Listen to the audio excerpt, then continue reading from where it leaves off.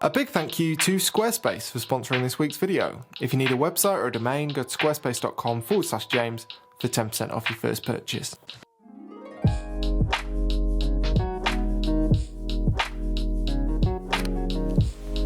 Hello everybody, and welcome to the quite beautiful Cregennan Lakes, or lake, I don't know if it's plural or singular, here in southern Snowdonia. As you can see, I'm starting with the very obvious. I've been here once before, about 2 or 3 years ago, and conditions were about as different from this as you can get. I couldn't see a thing, couldn't see my own hand, so the camera didn't even make it out of my bag that day.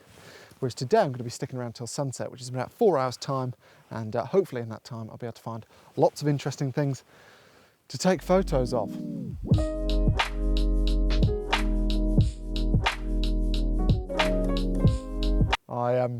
I've just been eating some banana bread that Emily made, which was so nice that I didn't notice anything that was happening around me while I was eating it. So as you might be able to see on the water, a bit of a breeze has kicked up, the sun's gone in, and therefore it now feels like January again. I think I'm still going to take my coat off though, because I'm going to go at that.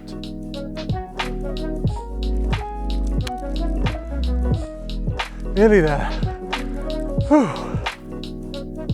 Well, I've made it, as you can see, and I'm quite pleased with that, because even though it's not particularly hard to get up here, it's not really that high, my knee has been hurting in recent weeks, as you'll know if you've watched other videos, so very relieved to get up here pain-free. And I've come up here for one specific reason, which I shall touch on in a minute. But first, I want to tell you about my car journey here, in which I was thinking about the last time I came here, as I was talking about before, and I remembered that I bumped into another photographer who was asking me what I was aiming for photographically from this location.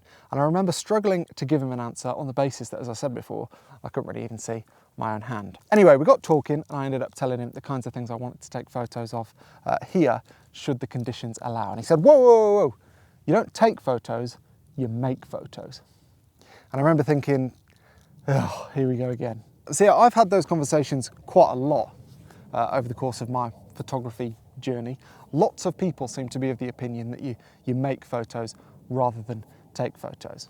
And I don't particularly care, really. It's not something that I dedicate all that much thought to. I think life is too short to make that distinction. But on the way here, I was thinking about why it is that people insist that you say make photos as opposed to take photos.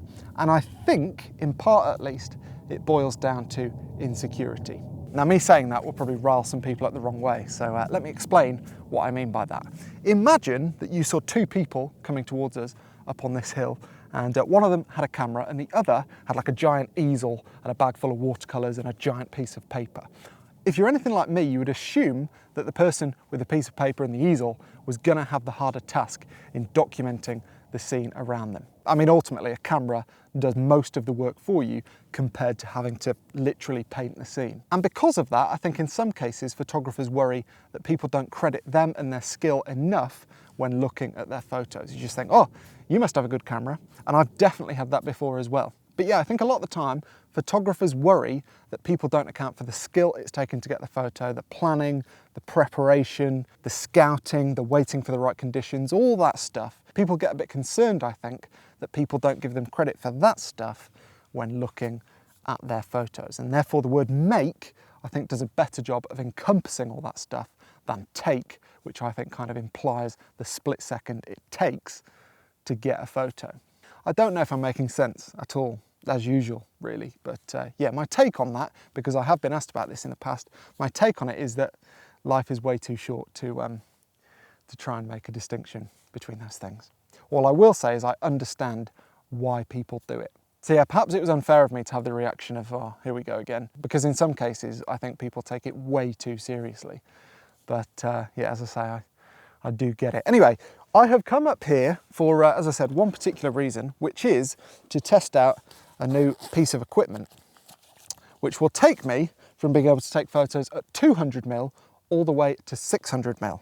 And it's this 2x teleconverter, which I can put on my 70 to 200. And don't worry, my maths isn't terrible. I know that that only takes me to 400, but with my A7R Mark IV, I can use the APS-C crop mode, which will take me to 600mm, and I'll still get a file that's about 30 megapixels in size. So yeah, I wanted to come up somewhere high and test taking photos at 600mm. And we'll see how we go. We've got Barmouth down there and, well, Snowdonia all over there. And the moon, actually. Maybe I'll get a shot of the moon before that goes behind a cloud. Right then, so here we go. Ta-da! 2x teleconverter, 70 to 200. Wonderful. Just to give you an example of the difference between 200mm and 600mm, let me record something. So I'll point at that mountain over there at 100, which is now 200 because I've got the 2x on. Record. Okay, so that is 200. This is 400. Down, that's incredibly wobbly if I'm not careful. And this is 600. Look at that. Definitely can't hold that steady.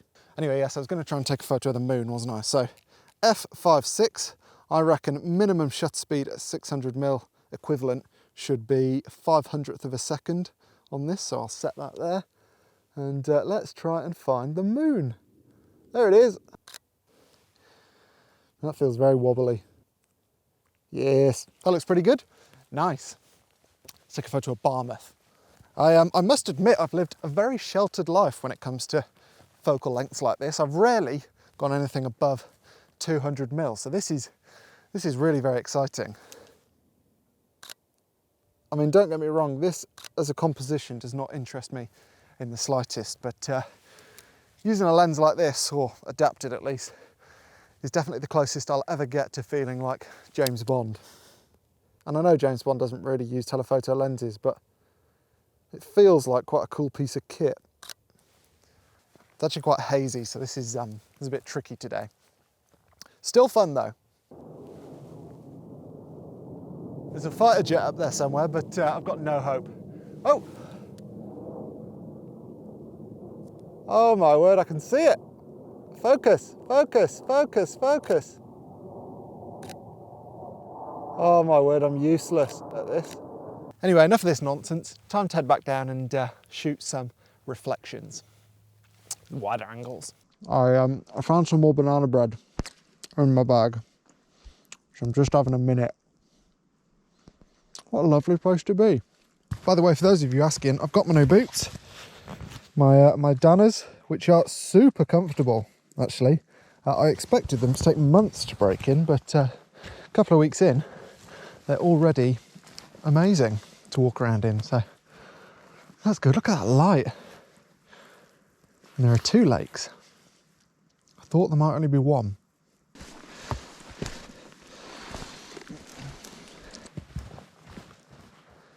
Right, well, I'm nearly down, as you can see, but this is a nice shot. If I get into these grasses a bit and get low, I mean, the light is still a little bit harsh, but might work. I don't want to get so low that I obscure the reflection of the trees, but let's have a go with this.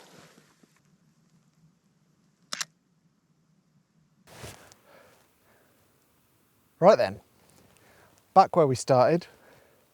Not long ago, to be honest, about 2.5 hours, but I'm going to split my time this golden hour. I'm going to keep it fairly simple on the basis that this is the first golden hour I've spent here. So this is a shot that I'm going to prioritise, and then I'll go around the bend a little bit to try and get a slightly different angle. But in terms of this shot, let me get the GoPro on and talk you through how I selected these rocks as the place to take the photo from. Right, so I, as a photographer, don't exactly deserve a whole load of credit for being able to take a photo of this. All you got to do is stand at the edge of the lake and point your camera to that side of the lake. Really quite simple. However, the reason I decided on standing at those rocks is as follows. So when I first got here, I suspected I might try and be completely head on to the boathouse over there, which means being over here somewhere in this boggy bit. Keep going, don't fall over. Somewhere like this. So this is pretty much dead on with the boathouse. The problem is that, as you might be able to see behind the boathouse, there's a wall, and from here you're basically completely straight on with that wall, which I think looks a little bit manufactured. Now, if we go back to where I was on those rocks, you're not straight onto the boathouse, which is a bit of a shame. But actually, on reflection, I don't think it matters all that much. But what you do, dodge this puddle, what you do to the wall, I think actually is an awful lot more interesting, because you create this sort of V shape that basically points at the boathouse, which I think is really quite interesting. So if we get a shot from here, you'll hopefully see what I mean. You see what the wall's doing? I think that makes a difference. So yes, this is a super simple scene, but it doesn't mean that as a photographer, you don't still have decisions to make. And often I think when you get to places like this, I know I do, I keep it too simple sometimes, where really there is still stuff that you need to think about. It's a bit of a shame really that no clouds have lasted, because some high cloud here at sunset would have been incredible. Still, it's not always the end of the world when there's no cloud at sunset, because it does often let the subject shine a bit more. Whoa, don't fall in there. Right, the boathouse has now gone into shade, so I think I'm going to mooch around there and see if I can make it more prominent in the frame. Let's do that. I'll tell you what, I can't wait to come here cycling. Awesome place to ride a bike. Ooh. Still making stupid sounds as I walk on uneven ground. Surely that's only going to get worse as I get older. Ooh, up here. Blame it on the knee, which again, probably only going to get worse as I get older. Never mind. How's this? Right then, I've settled on a shot. Again, doesn't get much simpler. It's at 50mm, and what that does is just gets rid of all the potential foreground, which I think, certainly here, is a distraction from my shot. So, if I stand somewhere like this, then you get to see what I'm aiming for. There we go. And the light is just about perfect now. And the other good thing about this perspective is that you get the opposite effect with the wall from here. So it's still an arrow towards the boathouse, but just facing the other direction than from around there. Nice. Well, not for the first time on this channel. I got my favourite image of the day after I'd stopped recording. So this was about 10 minutes after the last photo that I showed you, and the light had got a bit softer, and for a period of about 10 seconds, the ripples were absolutely perfect. And yeah, as I said, I'd put my video camera away. Happens all the time. I should really learn. Anyway, big thank you for watching the video. Hope you enjoyed it. Now, a couple of bits of housekeeping. A few of you have asked me about workshops this year, and unfortunately Antarctica in a few weeks' time is sold out, but I'm going back towards South America in April to do a workshop with Greg that's been organised by Brendan. So I'll stick details in the description for that, because there are a couple of places available. I'm also going to Namibia in October with Brendan for a 2-week tour, and there are some places available for that too. So hopefully if you're interested, then you'll be able to come on one of those tours. Hope to see you there. And also a huge thank you to the sponsor of this week's video, Squarespace. So as many of you know, I've been using Squarespace for years and years. I started using it just as a place to host my portfolio of images, and then 3 or 4 years ago maybe, I started using the online store functionality as well to sell my prints, my presets, my books, that kind of stuff. And this year, it's basically my New Year's resolution to also start using the newsletter functionality more, and to send a newsletter every single month. And those newsletters will include things like gear that I'm using and enjoying, and not just the expensive stuff, but little accessories too, photography tips that I'm thinking about at that particular time, stuff like that. And you can sign up to that newsletter on my Squarespace website. And luckily with Squarespace, it's all very easy for me to put together, because I'm not technical at all.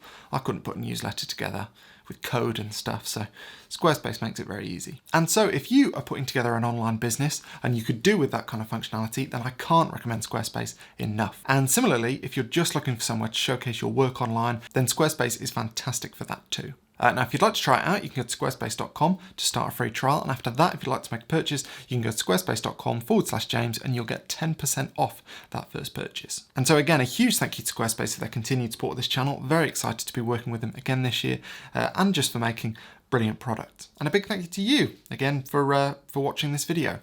I'll be back next week with another photography video of some sort. Don't know what we'll be doing, but hopefully it'll be fun. And hopefully I remember to keep recording till the bitter end. That'd be good. I'll see you then.